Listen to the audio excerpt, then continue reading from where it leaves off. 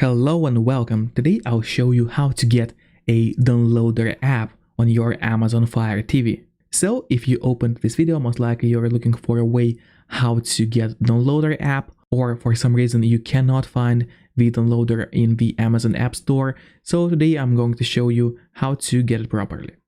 So first of all, make sure to be on the home screen of your Amazon Fire TV. Then select the search button here and type downloader in the search.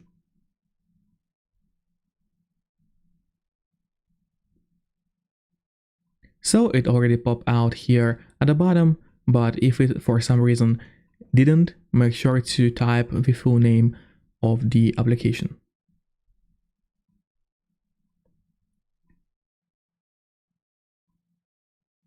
So here it is, press on the downloader app.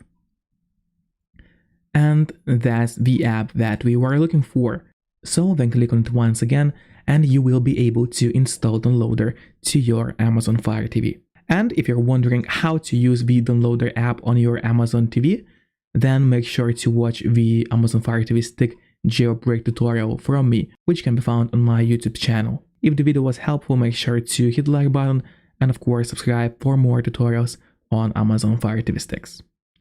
Have a good one.